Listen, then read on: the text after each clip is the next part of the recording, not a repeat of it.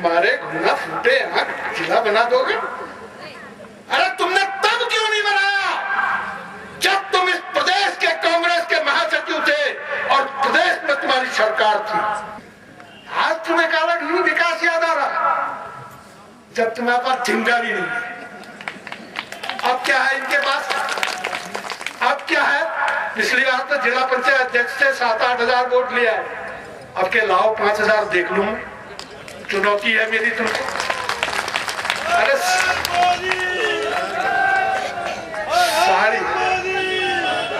Sari blouse और petticoat और कंबल और दारू के खंबे बांट कर जीतोगे क्या?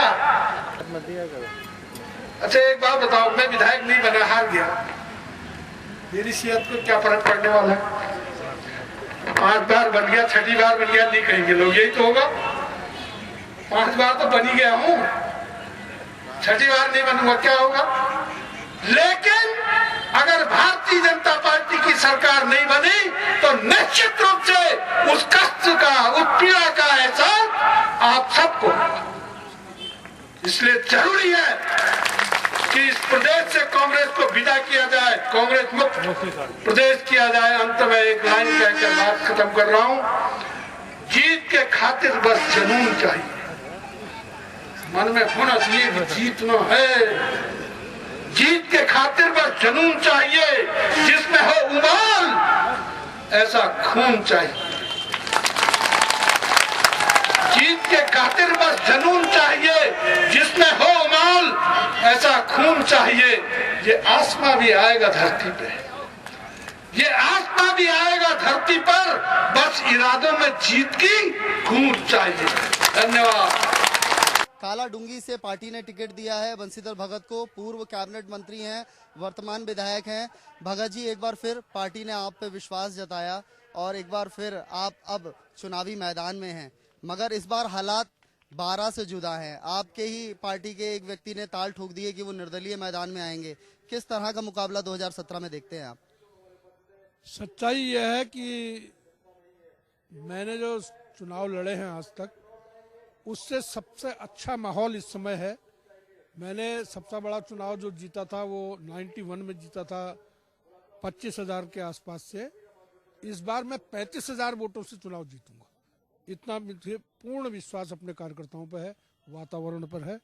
जहां तक लोगों के चुनाव लड़ने की बात है, लोकतंत्र है, लोकतंत्र में सब अपनी मर्जी का कर सकते हैं। हमारे वरिष्ठ साथी हैं, मैं कोशिश करूंगा कि उनसे कोई बात हो जाएगी तो ठीक है, नहीं होगी तो अब वो लड़ते हैं तो फिर मैं क्या कर सकता हूँ। सिंबल आप ले आए हैं, पार्टी ने अपनी लिस्ट में डिक्लेयर आपको कर दिया है, मगर अभी भी ये चर्चा है कि रोहित शेखर चूंकि पार्टी ज्वाइन कर चुके हैं, उनको कालाडूंगी लाया जा सकता है, आपको हल्द्वानी फिर इंदिरा जी के सामने खड़ा किया जा सकता है। सोशल मीडिया पर यह बहुत कुछ चल रहा है।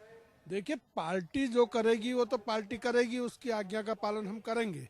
लेकिन अभी तक की जानकारी के अनुसार बता दूं, जितनी बात है सब नंबर 2 की बात है, फर्जी बात है।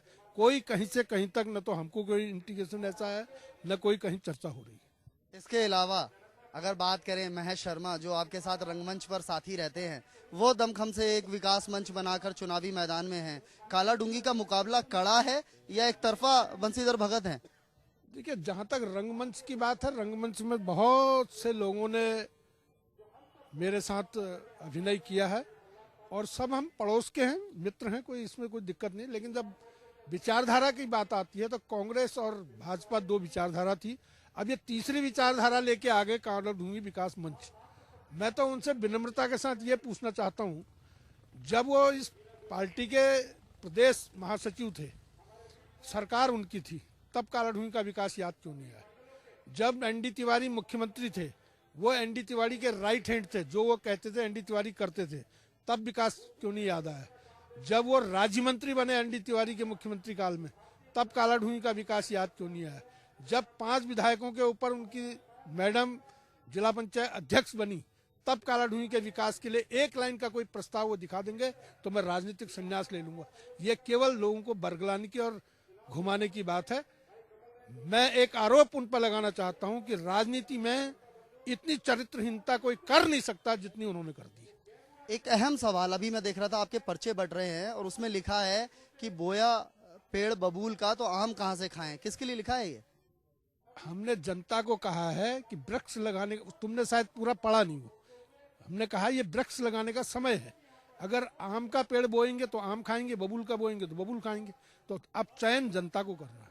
आप एक बात बताइए, 5 साल आप सत्ता में विधायक थे, 2007 से 12, और 12 के बाद आप सत्ता में नहीं थे, मगर काला डूंगी बहुत नहीं बदला, अच्छा सा बस अड्डा देखने को नहीं मिला।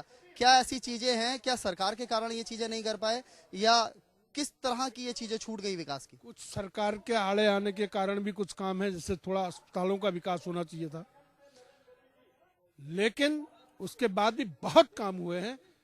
मैंने हल्द्वानी नंबर 2 पे है, देहरादून फर्स्ट नंबर पर है अमाउंट के हिसाब से, और हल्द्वानी नंबर 2 पे है। जो कहता है काला डूंगी का विकास नहीं हुआ, वो जरा कागजों में देखे, वित्त सचिव के यहाँ जाए, अपनी जानकारी को पुष्टा कर ले। एक आखिरी सवाल भगत जी, लग रहा है धीरे धीरे आप नारा दे रहे थे अब की बार भाजपा सरकार, सारे कार्यकर्ताओं में जोश था, मगर धीरे धीरे अपनों पे ही भरोसा नहीं रहा, बाहर के लोग आते गए, टिकट तत्काल पाते गए। अब क्या मान रहे हैं तीरथ सिंह रावत जाने की कगार पर हैं, मान रहे हैं भाजपा का कांग्रेसीकरण हो गया है? किसने कह दिया तीरथ सिंह रावत जाने के कगार पर है? तीरथ सिंह रावत को बहुत बड़ी जिम्मेदारी देने वाले हैं। तीरथ सिंह रावत एक जिम्मेदार व्यक्ति के रूप में खड़े होकर हम सबका मार्गदर्शन करें। जहां तक आने का सवाल है, ये तो बहती गंगा है प्यारे, जो आएगा तर जाएगा। जिसने जितने जितने पाप किए हैं सब धुल जाएंगे, इसलिए अपने अपने पापों का प्रायश्चित करने के लिए सब लोग भारतीय जनता पार्टी की गंगा में गोते लगा रहे हैं। कितनी सीट से आएगी सरकार? कितनी सीट से आएगी सरकार? कितनी सीट से आएगी सरकार? मेरा ख्याल है कि 45 से 50 सीट यहाँ आएंगी। तो साफ तौर पर आप थे बंशीधर भगत का साफ कहना है कि एक बार फिर भारतीय जनता पार्टी सरकार बनाने जा रही है। हालांकि अपने विधानसभा क्षेत्र में जो विकास कार्य नहीं हुए हैं उसको लेकर उन्होंने हरीश रावत के साथ या हरीश रावत को जिम्मेदार ठहराया है। कैमरामैन योगेश शर्मा के साथ गौरव गुप्ता, प्राइम न्यूज, हल्द्वानी।